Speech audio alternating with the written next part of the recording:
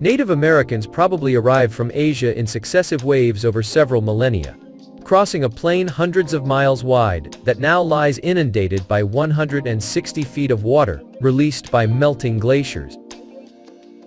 For several periods of time, the first beginning around 60,000 billion C and last ending around 7,000 billion C, this land bridge was open. The first people traveled in the dusty trails of the animals they hunted. They brought with them not only their families, weapons, and tools, but also a broad metaphysical understanding, sprung from dreams and visions and articulated in myth and song, which complemented their scientific and historical knowledge of the lives of animals and of people. All this they shaped in a variety of languages, bringing into being oral literatures of power and beauty. Contemporary readers, forgetting the origins of Western epic, lyric, and dramatic forms, are easily disposed to think of literature only as something written.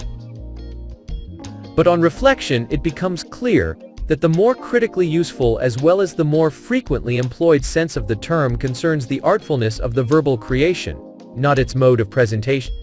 Ultimately, literature is aesthetically valued, regardless of language, culture, or mode of presentation, because some significant verbal achievement results from the struggle in words between tradition and talent. Verbal art has the ability to shape out a compelling inner vision in some skillfully crafted public verbal form. Of course, the differences between the written and oral modes of expression are not without consequences for an understanding of Native American literature.